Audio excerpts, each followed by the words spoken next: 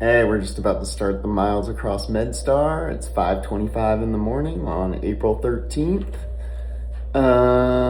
Bags are packed, and it's go time. So, First of all, how you feeling? Fully recovered yet? I think so. The biggest recovery was after day one, which happened to be our biggest day. It was like 65 miles, and that was like the heat was just warming up. So Tuesday morning, I was pretty sore, which is usually expected when I do these long runs.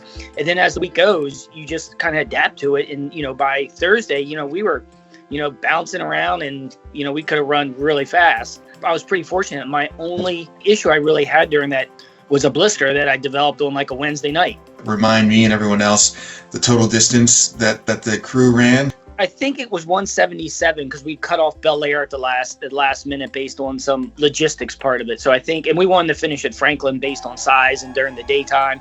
If we finished at Bel Air, everything would have been closed up there. So we had to do some logistics as far as that goes. And I know that you mentioned it a little bit that you encountered some unexpectedly high temps during the days and unexpected for that time of year. How did you adjust to it? I don't know what happened that week and why everything lined up to throw 90 degree temps at us, but it was what it was. We were aware of it like Sunday. The three of us sat down and we were looking at it and how we're going to kind of plan for this. The downside is the other Chris and I weren't heat trained. So it was definitely a big wrench. We were pretty fortunate that we had a support van, the MedStar van, which was being driven by athletic trainers. And we'd almost have daily meetings with them specifically, like what's our plan? How hot's it going to be? They'd get together with us and they'd show us their phone. They're like, okay, we're going to map out 5 miles. We're going to be up the road 5 miles wherever they safely can pull off. And we would go up there. And as the temperatures got hotter, as the week went, we shortened that a little bit to like 3 to 4 miles. This way we could stay, with a lot of ice, more fluids. We would be able to carry less on us. Usually I run with a pack and but I didn't run with that at all because that support vehicle was pretty readily available and they could get us anything we wanted. I mean, at one point, I think they got us hamburgers and we were eating burgers.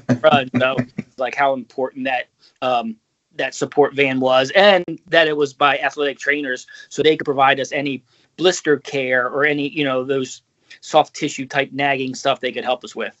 I happen to know, Chris, that you're a couple years older than I am. Aren't you too old for this? Man, I think that a lot.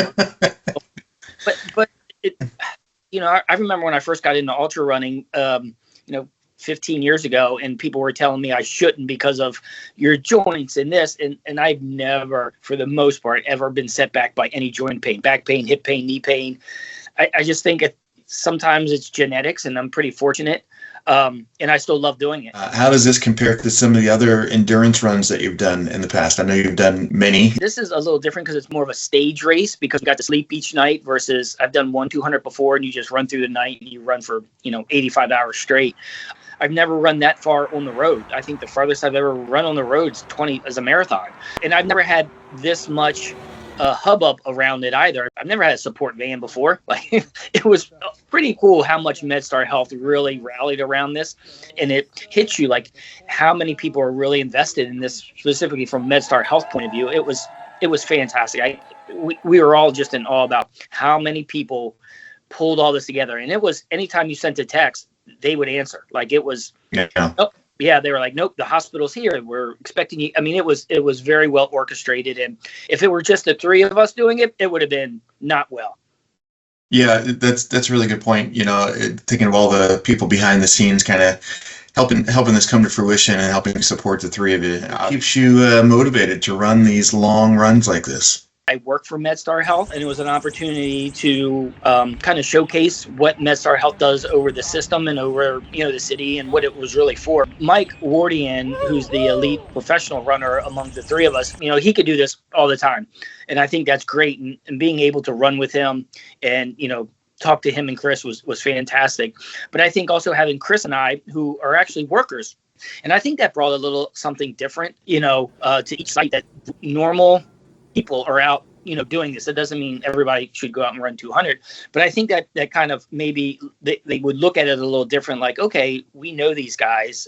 And I think just trying to promote healthiness and wellness is more important to me. And that's really what this was about, was trying to promote movement. For us, it's just a run. It's, we would do it regardless. So I thought being a part of it was really something special. When Jill Donaldson voluntold me, it was pretty cool.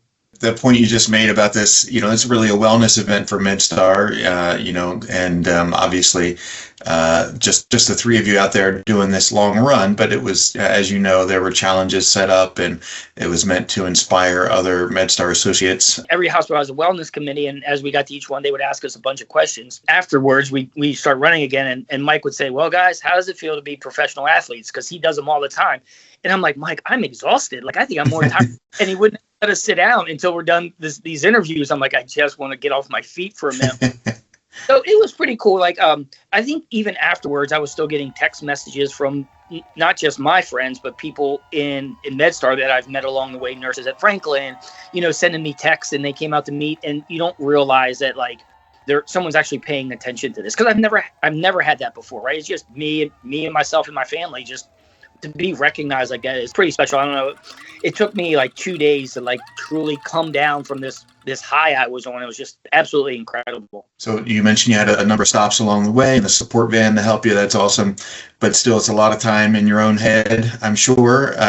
What do you think about when you're running this distance over the course of 4 days and all these hours? Luckily, I was running with Mike and Chris, and we probably talked the entire time about everything. We would just say, if you could be any superhero, what would you be? And we would, next thing you know, we're an hour or 2 hours into it, and we would come up with the silliest stuff. You know what I mean? I'm like, just pastime, and then you talk about some serious stuff about training, our goals, little tidbits we're picking up from each other.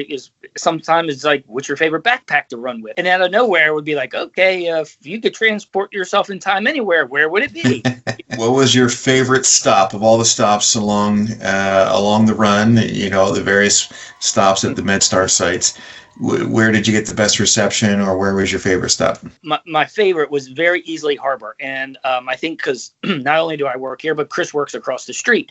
So he and I got a huge welcome, and it was just, it was uplifting. We were at like mile 125 by then. It was Harbor for me, only because I have a personal tie to it. The other sites were fantastic. I got a chance to meet hospital presidents that I see in my email chains, but I've never met. I've never met the president of Georgetown. I've never met the president of Hospital Center. I know Dr. Levine in Franklin Square. I've met him, but it was really cool how that administrative so high was actually behind this pretty well. You guys had to put in a bunch of calories to sustain you for this. What are the things that you typically eat, and maybe what was a highlight of this run in terms of the food that you consumed along the way to keep yourself going?